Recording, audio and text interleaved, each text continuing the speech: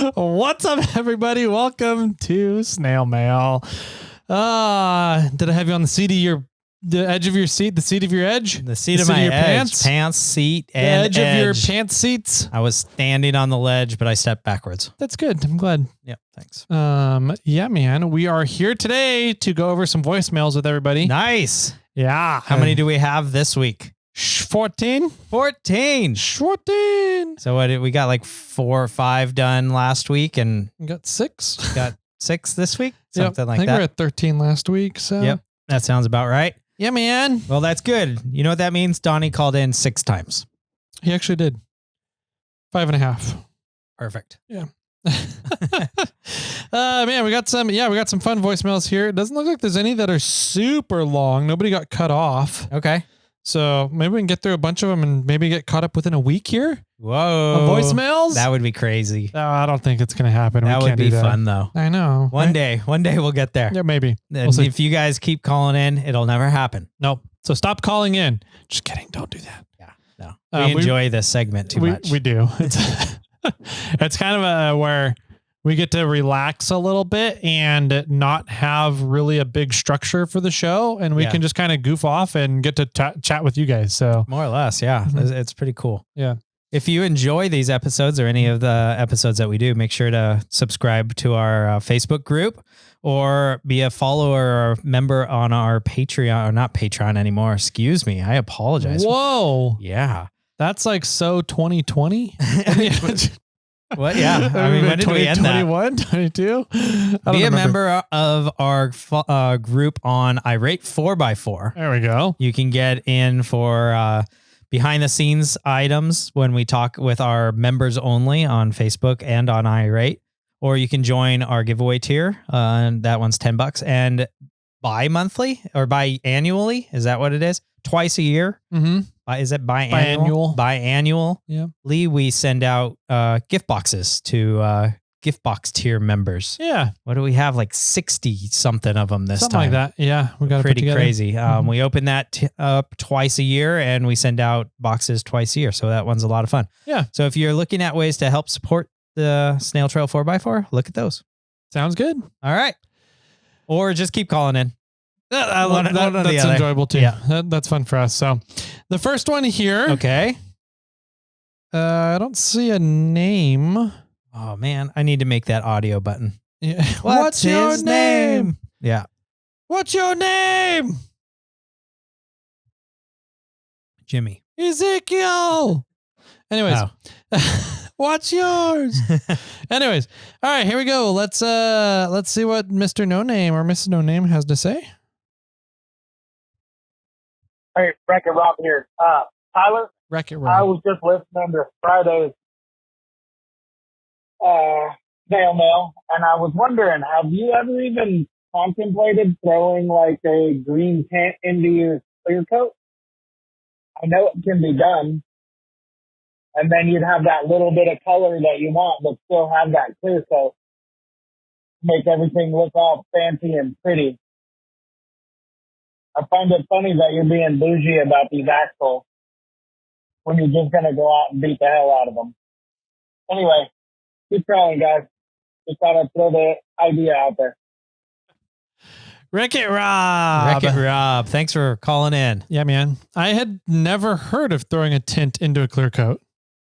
I mean, I guess it could be done. Yeah, I didn't think of it. Yeah. I've heard, I know that there are clear coating tinted versions, but yeah, I didn't think about that. Yeah, I didn't think about that that'd be either. cool. No, it would be cool. I don't know if that solves I guess it would solve the problem, because then I'd be able to see when the clear coat is removed. Yeah, it wouldn't be tinted green anymore. Yeah. I'll think about it. I think I like the idea right now of making the axles all black, like a flat black, and then doing a couple of things in some highlight some highlight neon green contrast accents. Thank you. That's what I was looking for. And so like I want to do the MF logo on the diamond pumpkins and remove the diamond logo. Yep. The knuckles. The knuckles I would love to do a neon green, but then it'll look like crane axle knuckles and they're Reed's knuckles. Got it. So I don't know if I should do that. And then the 4-wheel underground. I kind of want to talk to Brian, see if there's a way that I can remove the 4-wheel underground logoing off of like the bump stops. Yeah. The bump stop brackets, and paint them neon green and then reapply them on there. Aren't they cut out? I'm pretty sure they're cut They're out. cut out, and I think they're welded onto the brackets. So it's like thin steel that's been cut and then molded to the bracket and then tack welded to it. I'm not sure exactly how it does. I haven't taken a close look. I thought they were just cut like negative space holes. I know that's on some places. Yeah, that might actually be on the bump stops now that I'm thinking about it. But I know he has like a plate cut out and then welded to the surface, kind of like the diamond is. Sure. My bet is if you talk to Brian, and you were willing to pay for it, whatever, he would have some cut out for you that you could paint green. Yeah. And then paint everything, all the stuff black, and then apply his green ones to the cover. Especially since his diamond color is green. Yeah. So true. I bet you he would go for it. Okay. I'll have to talk with him once I get around to the accenting part of it. I think I like the idea of just painting the stuff that's down low and leaving the frame stuff clear coated. Okay. Because in theory, nothing should be getting up to where the brackets are on the frame and everything. Well, no scratches. Yeah. Dirt and mud and water and stuff will get up there still. Exactly. Since that's the point of the clear coat. Yeah. But yeah, it's so I think that's the plan moving forward with coloring the axles. I'll do a grand reveal. I don't know if I'll do a grand reveal. Wait to show the wrap until I get the axles all painted too. We'll see. Okay. I don't think I'll be able to hold off. I don't think you will either. I'm so excited for this wrap. It looks amazing. All right. So yeah, Wreck-It Rob. Wreck-It Ralph. That's a movie. Yeah. Wreck-It Rob. Wreck-It Rob. Thanks for calling in, buddy. Who's a 7'3" guy. So I've been talking to him about Clifford. I was having a fun discussion about seeing if there's a way I can put a 6.7 high output into the 4Runner. The answer is yes. I mean, in theory, yeah. All you got to do is make sure the body panels can still sit on and line up. And that's, if you need to make custom mounting options for that, then that's fine. That's what Baja cars do. I'll do it for you. Yeah? Yeah. Anybody have a spare 6.7 high output motor sitting around? If you do, I want it to put into Clifford. No, you're going to put it in the 4Runner. Well, that too. Okay. That works. So we need two of those engines. Two of them, please. Yeah. Next voicemail is from Beer Craig. Beer Craig, what up? Yeah. Can't not mead Craig. I know, man. Let's see what he's got. It's not too long. Let's see what he's got to say. Hey, this is Beer Craig. I'm trying to make this one quick for the first time. Two things. I'm also part of the SnailTrail trucker mafia out here, and he's talking about passing the ham radio test. That sounds exactly like passing definitely a CDL permit, but CDL license here. I did flashcards for a day, and I passed and got my permit, and then for your CDL, you just kind of like vaguely point and you say the right words for your pre-trip, and you pass that. So apparently getting your ham is just as easy as getting your CDL in Oklahoma. The second thing is I was inspired by your show reviews and something you said on the most recent 569. I don't know. Nope. Doesn't matter. 516. You were talking about high Sierra pinstripes. So here's my true review of northeast Oklahoma and northwest Arkansas. You're gonna get pinstripes. You're gonna get muddy. Thanks for coming to Oklahoma. Thanks, guys. Appreciate everything. Have a good day. Bye.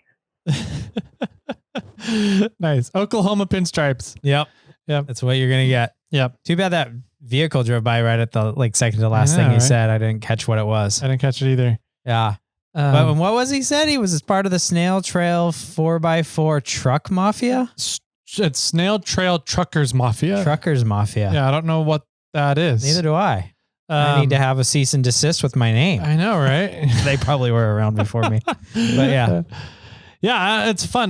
Definitely getting your ham radio license, the technician license, at least the entry level one, is very much like getting your Oklahoma CDL, apparently.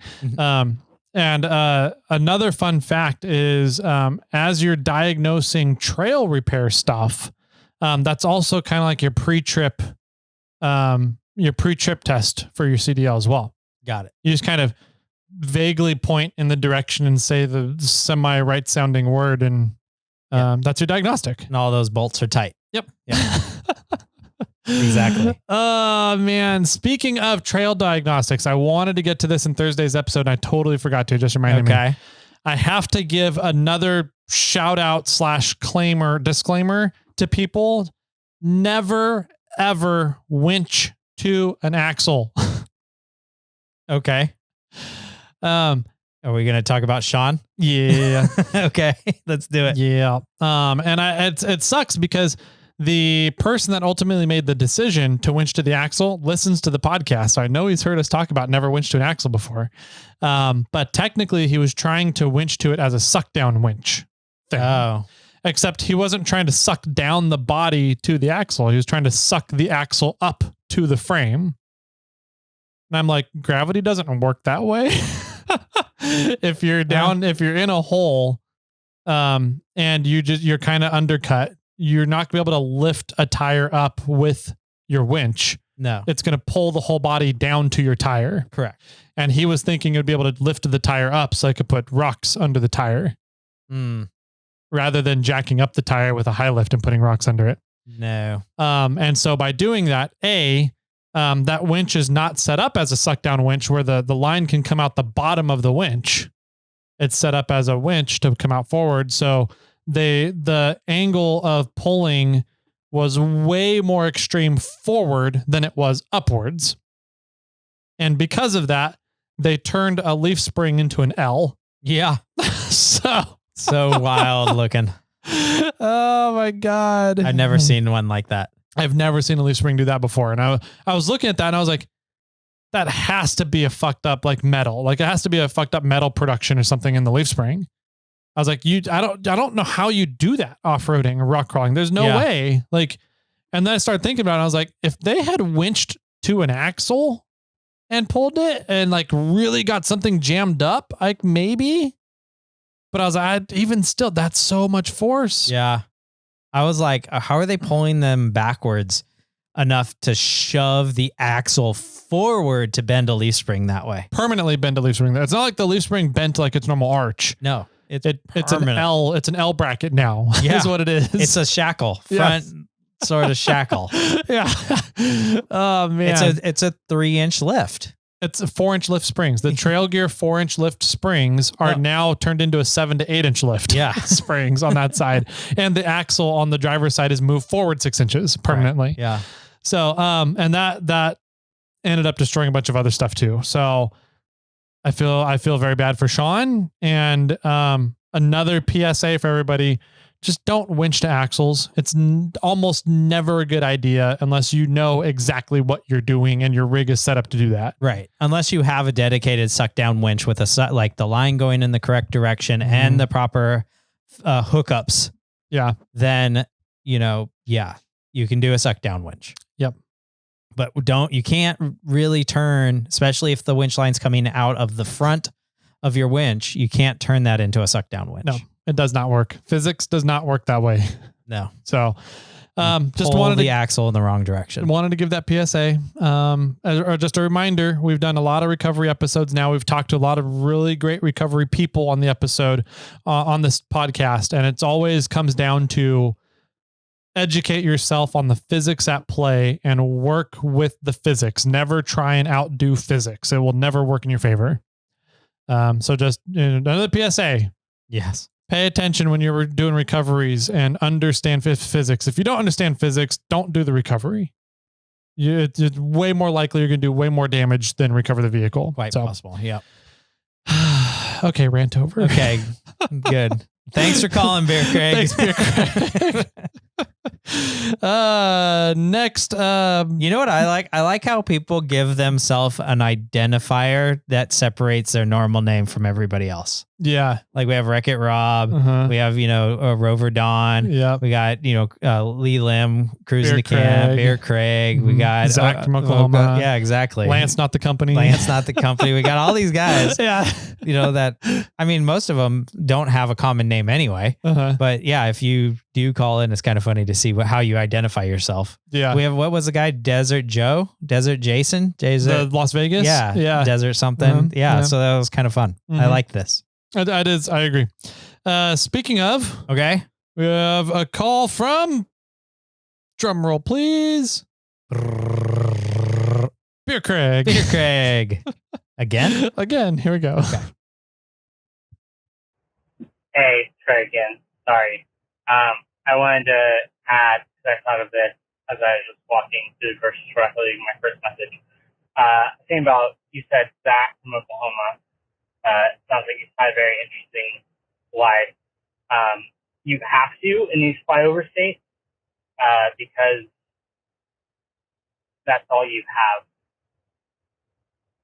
You just have to learn about a lot of things and make this weird, interesting life for yourself, because there's nothing out here. So, thanks, guys. Have a good day. Bye. Dang. Yeah. He did not sound happy about that. No. Sorry, Beer Craig. Guys. Sorry if we offended anybody with that. I always find it fascinating though. The lives that people lead and how they got to where they are and their stories of where they are in life. Right. I always find it fascinating. And so, yeah, I know, the quote unquote flyover states, as he's put it. There's not a lot going on. I had some good friends in rafting world that were from Midwest states, and they're just like, yeah, there's nothing to really entertain yourself. So you have to find stuff actively to go and entertain yourself. And that's how mud bog competitions start. All this stuff. So like, yeah, okay, that makes sense. I fully understand it. Yeah. I came from a small town. Like there's nothing to do out there, so what do? You party, you drink, you get yourself into trouble, you drive cars too fast, it's just not the responsible things to do. You go around town looking for the escaped pig. Yeah. Yeah. you TP people's houses, you egg people or whatever, the bowling alley is giving away bowling pins. And so you get a bunch and you start driving around town, throwing them at signs. That's just what you do. Like, I haven't heard that story yet, Jimmy. Nope. That one's pretty good. One of them bounced back and hit the car. Nice. Yeah. Don't tell my mom. She thought I hit something in the road. Yeah, it was a bowling pin. I was just sitting in the middle of the road. But yeah, I fully understand that, you have to some extent, and this is what I tell my daughter, you have to create fun sometimes. Yep. You don't always have somebody around to make something happen. Sometimes you have to do it yourself. Yep. So yeah, I know that, I definitely understand the side of you have to be creative and you have to figure out things to make life enjoyable. Yeah, for sure. Yeah. It's just what do you want to do? Did you call back?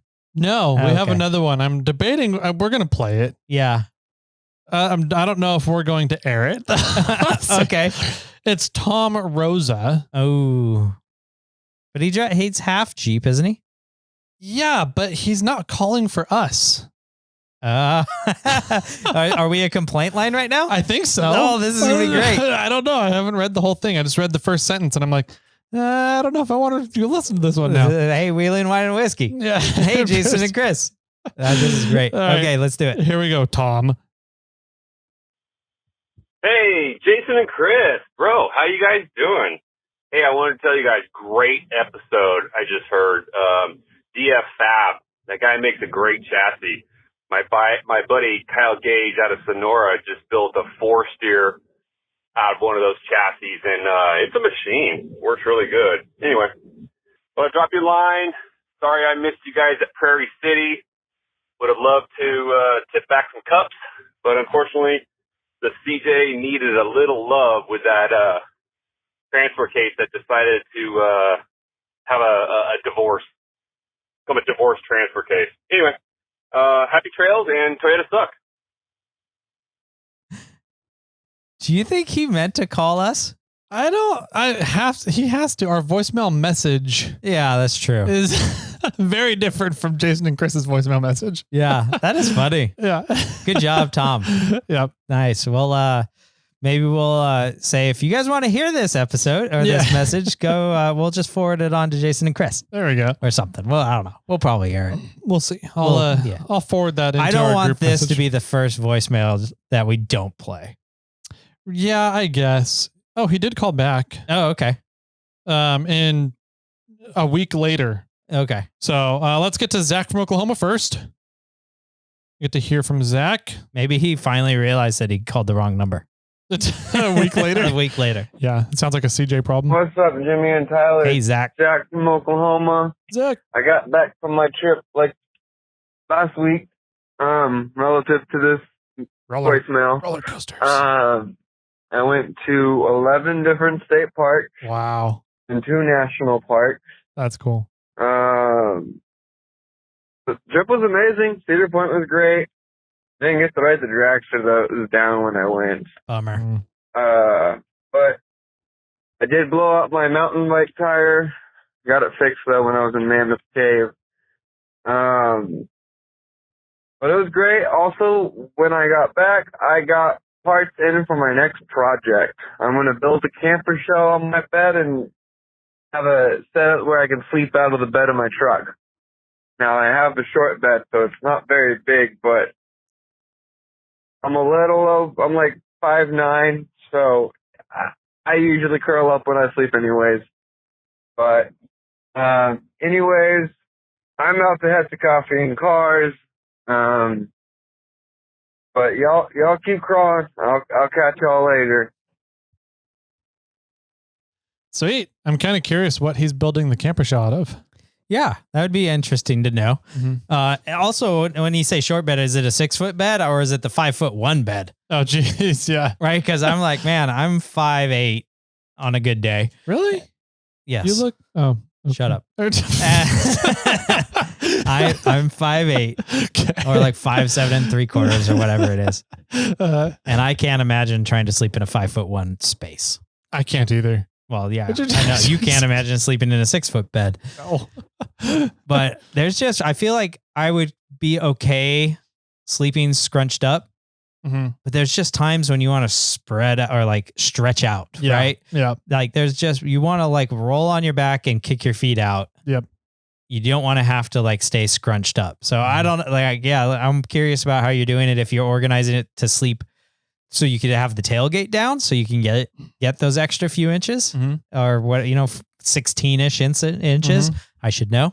I make panels for tailgates for trucks. Okay, got it. I know how big tailgates are. All right, that's definitely what I was thinking about. Yeah, I know exactly. Okay, 16-inch black tailgate.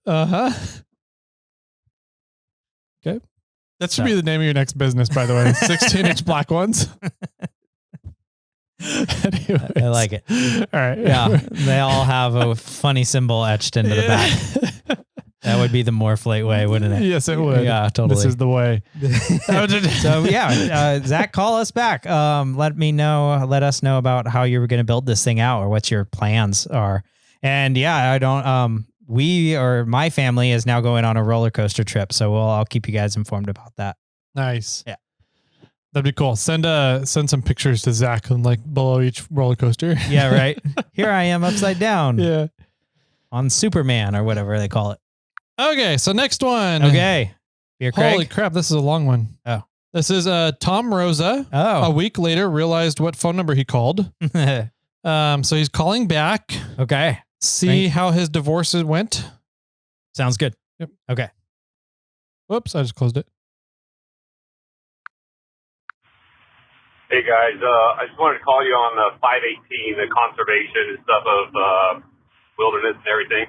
I got 2 points. One, I think you're off basis on the you can't take pictures in the wilderness. I think the idea is you can't profit from pictures taken in the wilderness and national parks.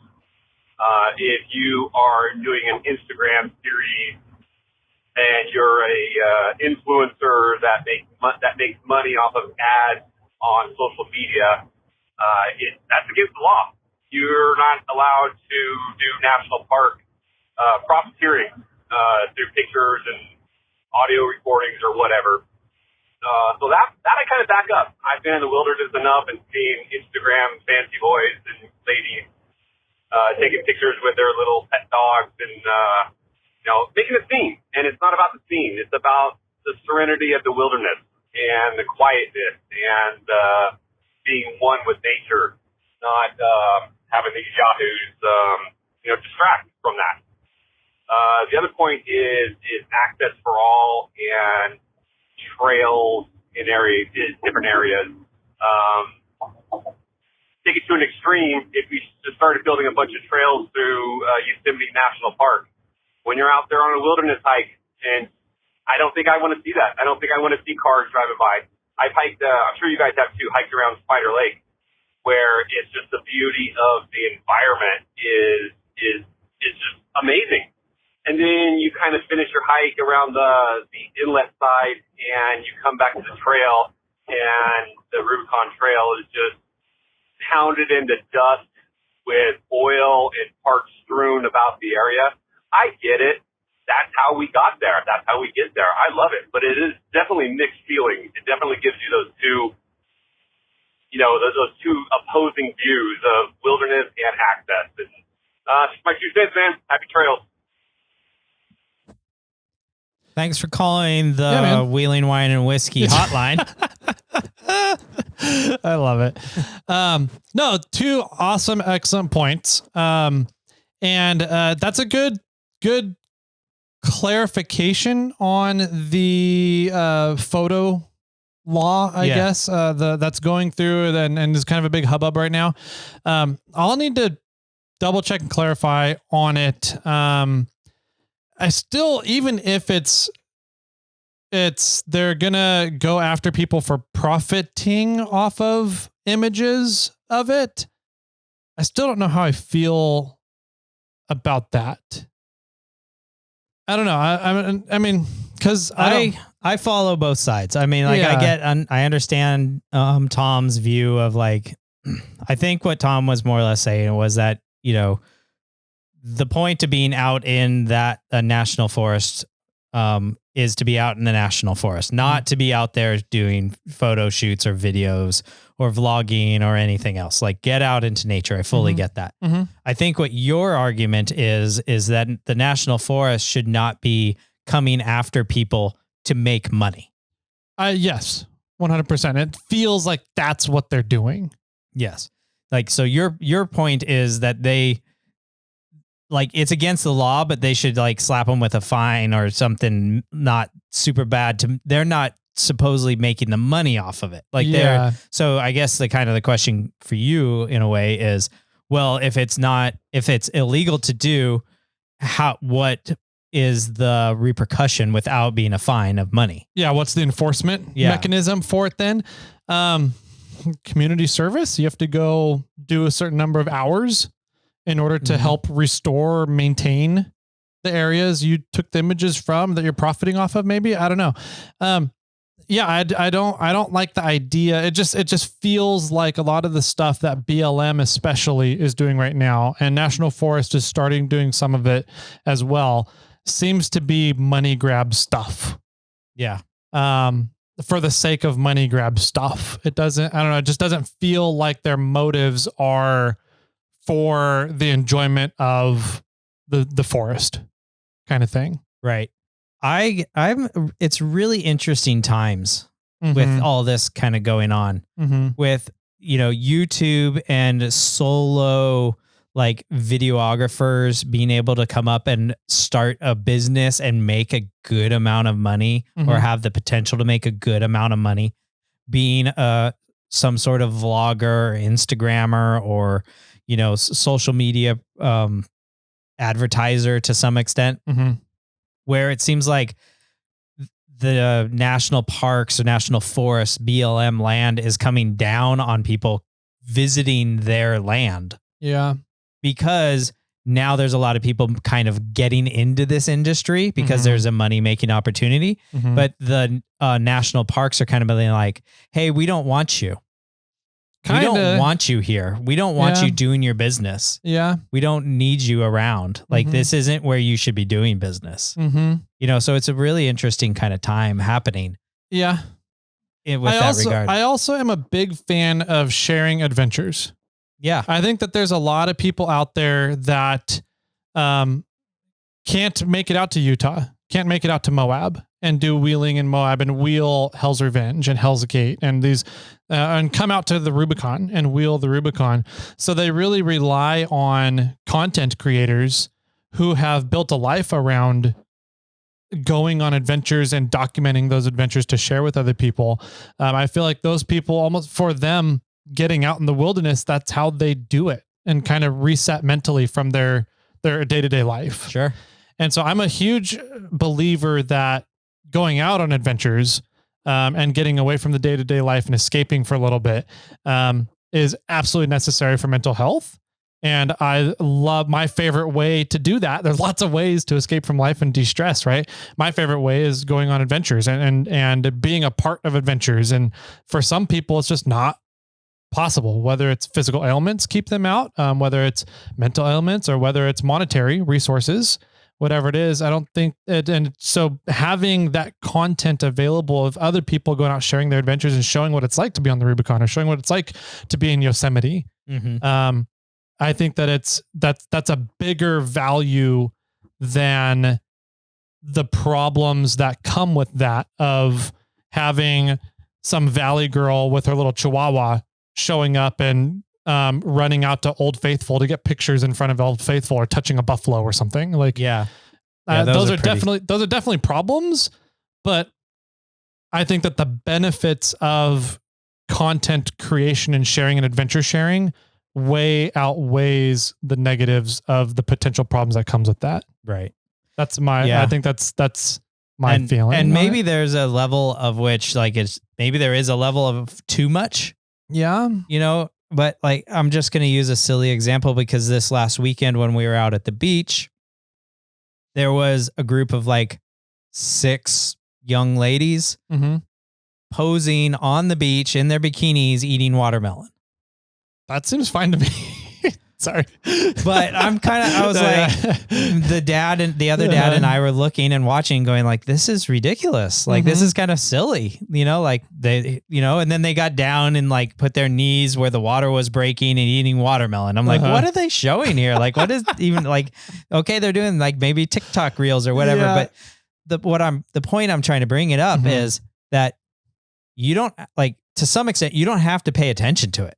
Yeah. You could look the other way. Like they were down the beach. They were doing their own thing. You know, they weren't bothering us in any way. They were just doing their thing. And we were like, what the hell is happening? So we were like, kind of like, what are they doing? What's happening? Figure it out. Yeah. You know, but on the same side, we could have been like, they're shooting some TikTok reel and we're going to turn our head and watch our children play in the sand. You know, it's like, whatever, you know, so, but they weren't bothering anybody. So I think there's a line of which like, okay, is it bothering people? Yeah. Or is it not bothering anybody? Yeah. That's a good question too. I personally, in those situations, I love people watching. Oh yeah. I mean, that's half of sitting on the beach, right? Exactly. Right. So like I would have so much entertainment in that position, or watching train wrecks happen. Right. And like watching somebody try and go touch a buffalo. Oh, I'd be all over that and just be like, this person's going to die. Yeah. That's an idiot. Yeah. Natural selection at its finest. Yeah. Let's go. But yeah, I don't know. It's a fine line, right? At what point is it bothering people? And at what point is it just really just over the top, but it's not really bothering people? And at what point does that become a bigger issue than the positives of being able to let people share their adventures, right? So like, yeah, I don't know how many people are going to go watch that video or whatever of these girls eating watermelon in the tide, but is banning them from doing that worth banning everybody that's doing all the good stuff too. Yeah. I don't know. Yeah, I'm not sure. I think that's where the debate happens, right? Yeah, absolutely. 100%. And that's what I think it just becomes interesting times as somebody that is somewhat in the profession of going, of wheeling and showing adventures and going out and having fun and shooting a photo of my vehicle. Like if I drive up on the Rubicon and I'm on Soup Bowl and I take a photo of my truck on Soup Bowl, like if I'm making money off of that, that's illegal. Like that's what's ridiculous. I don't think that should be illegal. Everybody takes a photo of their vehicle. It's a matter of if you making money. Yep. Yeah. And so it's also like, say you shot that video on Soup Bowl with your 4-wheel underground kit, and then Brian decides to use it as marketing material. Does he get fined now because he's making the money on it and you didn't make any money on it, kind of thing? Or I don't know. There's a lot of gray area, and I don't like the potential that it opens to misuse and abuse that law. I think is another problem of it. I look at a lot of laws and that we have in this country, and I'm like, okay, yeah, the law states this, but what is the real potential that you could do with this law, kind of thing? And I know that that's a huge contention point right now with the Rubicon reroute going on. There's a lot of, it's not clearly, what a very key component is not clearly and explicitly defined with the reroute, and that's what's causing a huge amount of contention with it. And so it's like, yeah, well, this law and the reroute and everything sounds great, but it's missing this one critical, absolutely critical component to it that the Forest Service is saying, yeah, that's still there, but it's not explicitly written into the language. So is it really there? And can that be abused in the future, kind of thing? And so I just feel like this whole fining people for images and content created on public lands is a step in the wrong direction. I don't like where it could lead to as well. Yeah. I guess it draws a gray line of what's public. Yeah. Right. And that leaves it up into definition by a judge, kind of thing too. Yeah. A subjective definition, I guess. Like if it's public land, why can't I mean, I understand I can't commit murder. Yeah. Right. But I could do business, right? Yeah. I don't know. I don't have to, I don't pay, I have my own private property and I do business there.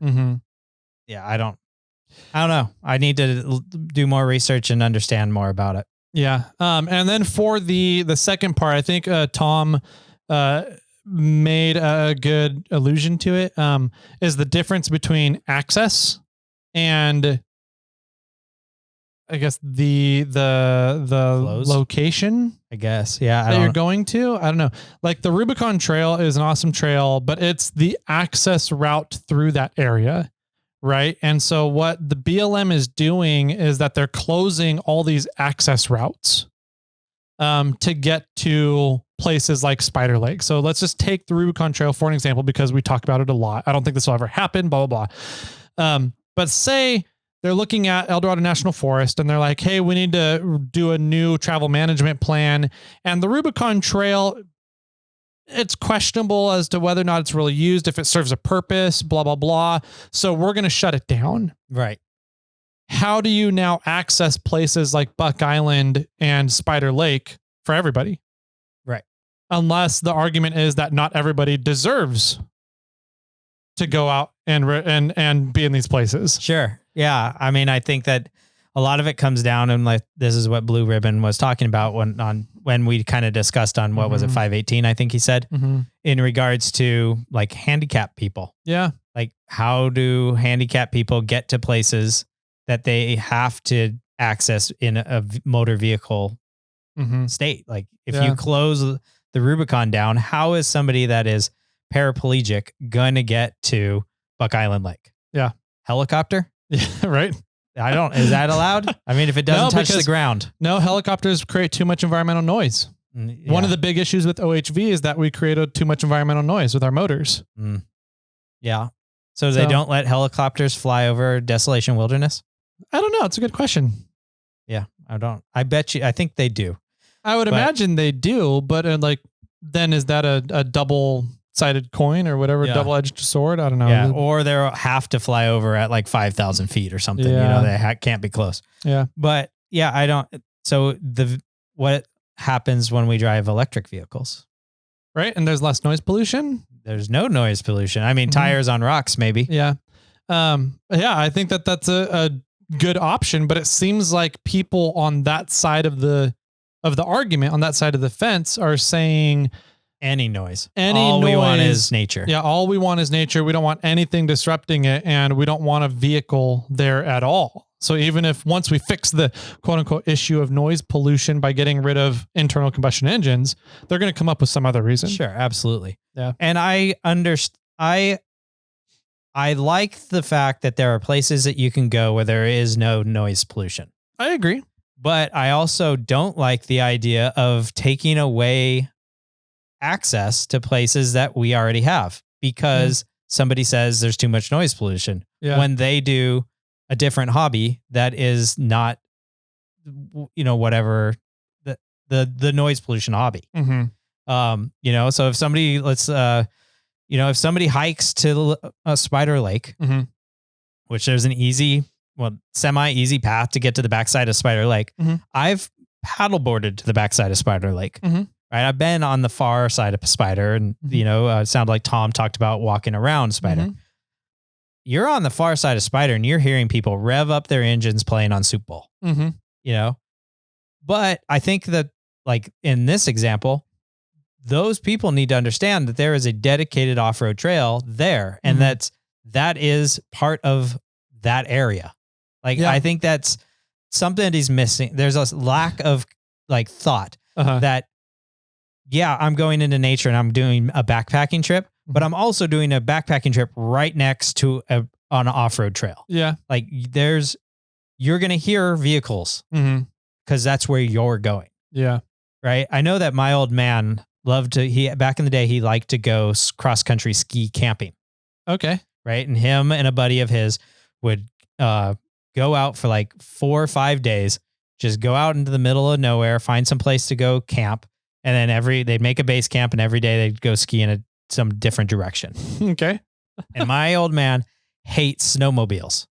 Oh, because they are loud and they make a lot of noise and they don't care for the powder, or they enjoy the powder a different way than my dad enjoyed the powder. Yeah. Right. And I'm like, well, why do you go cross-country ski camping right next to snowmobile areas? Yeah. Like, why don't you go somewhere else? Yeah. And his whole thing was, well, because there's not like, this is a national park, I'll just say, or somewhere that allows cross-country skiing, but they also allow snowmobiles. Yeah. Well, then you can't get away from it. Yeah. Like this isn't like snowmobiles are going to be out there and you have to accept it. Yeah. That's not something that you can't close this entire area down because you want a peaceful, quiet area because you like going cross-country skiing. Yeah. They also get to enjoy their fun too. Yeah. Yeah. Like I think that's really what it comes down to is what makes one group able to say that their form of enjoyment is better than another group's form of enjoyment. Yeah. Yeah. And nobody should, in a way. Right. I mean, that the way that it comes down is they state that we're doing environmental damage. Yeah. Therefore, they can get us shut down because of environmental damage. It's not noise pollution. Yeah. That's not they're not getting us shut down because, we're loud. Yeah. They're getting us shut down because we're revving our engines because we're trying to climb something and our tires are spinning and it's doing damage to the environment, even though we're on rock. Yeah. So that's how they're doing it. But what gives them the right to say that their hobby is better than our hobby or their hobby is better, it's more superior? There's no answer. Yeah. I mean, I would say ours is better because we could get to more places possibly quicker. We could go farther out and carry more things if needed. We can help more people if somebody gets injured. We also have more access for more different types of disabilities than theirs does. So I would say that ours is better. Yeah. I don't know. I would argue, I'm going to turn it around to Tom, because one of the things that he mentioned, and I'm doing this because I know Tom. I love Tom. He's an awesome dude. I love sitting down chatting with him about stuff like this. Oh yeah. I don't hate the guy at all. Right? I mean, that's the fun of some campfire discussion. Yeah. Is literally having a campfire discussion, sitting around talking and having a good time and all being friends at the end of it. Yeah. Right. We're still all friends. Yep. Yes. So he mentioned, his hike around Spider Lake. Mm-hmm. There's no trash. It's beautiful and blah, blah. And then you come back to the trail and there's oil stains and parts strewn across the trail and blah, blah. So my argument is University Falls. You know about University Falls? It was up near Georgetown. It is up in Georgetown. Yeah, Four Falls. Four Falls, another name. Yeah. Yes. So University Falls, Four Falls was a series of amazing waterfall, natural water slides on rock. And it flowed over the rock for so many years that the rock is like super duper smooth. Yeah. There's a very thin line of algae that grows on there, and you literally can slide down rock in board shorts, and you land in a big pool at the bottom. The slides are maybe as big as like a playground slide. Yeah. They're not very long, but it's 4 consecutive ones. Like you slide down one, you swim across this little pool, and you slide down the next one. It was a really cool spot. Yep. It is closed. It is. Yep. Because people trashed it and there was injuries. Tons. Lots of injuries and a ton of trash, and people did not maintain it, did not look after it. And during COVID, we saw that when people went dispersed camping in non-accessed areas, they left trash and just absolutely destroyed some areas. And so I would argue that the leaving trash and et cetera, blah, blah, blah, is a people issue, not a form of recreation issue. So by saying that if we remove access, or we're against adding more trails, or we're against adding routes or dealing with routes in an area, I would argue that then when people do eventually get to those areas and they leave trash in those areas, because that's what people do, unfortunately, that the trash is going to stay around a lot longer and be a bigger environmental problem and stay around longer for more people to see and disrupt their nature experience in the future. Yeah. And if they see it, then they're more likely to leave trash. Yeah.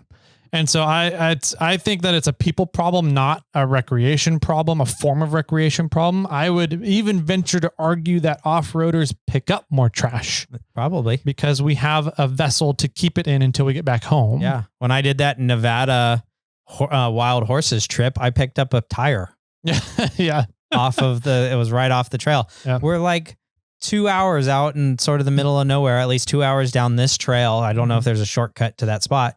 And it's absolutely gorgeous out there. We're driving along and there is a tire, like a 31-inch tire on the side of the road. Yeah. On the trail. Right. And I was like, I'm going to pick that up. Yeah. And then I contacted the dump. I'm like, hey, I've got a few tires. How do I get rid of these? And $15 a piece. So I picked up a piece of trash, and now I'm going to have to pay $15 to get rid of it. Yep. You're a saint though, Jimmy. It's just silly. And I want to say about University Falls is it was, and I think it's a people problem, but it's also an education problem. 100%. Because the people, I'm going to go as far as say that the people that got that area shut down were young kids. And kids being like teenagers, just sort of starting to drive, barely drinking age, if barely able to drink, because they would go down there and party. They would have a hell of a party. They'd drink. They would carry their 30 pack down. They'd have a lot of fun. They'd get hurt. There would be rescues. They would leave their trash because they have to hike out. And it was a fun, like 2 mile hike in. Yeah. But it's all downhill. Yeah. So the way out is all uphill. Yep. And the very end stretch when you're going in, or the very beginning stretch on your way out, is steep. Yeah. And though probably that demographic of people didn't care about leaving the trash and the party that they had. And, were more concerned about just being able to hike out. And so I think it really came down to an educational factor for that. Plus, it is on private land, so they have a full right to close it. And you did go past a no trespassing sign. Yeah. Yeah. I agree. I think education is the answer. I don't think closure is an answer. I don't think mitigating access is an answer. I don't think that, what was it? The preservation is the answer. I think that things are always going to evolve. I don't think that the trying to preserve something so it stays the exact same because that's how we remembered it when we were in high school or something. I don't think that's the right answer for areas or anything. I honestly, truly do believe that education is the answer. And it's just, how do you accomplish that with so many people? Yeah. And how do you reach all these people? How do you accomplish it when there's people out there that don't want to be educated, Yeah. don't want to know the right way to do it, and don't believe that that is how it should be done? Yeah.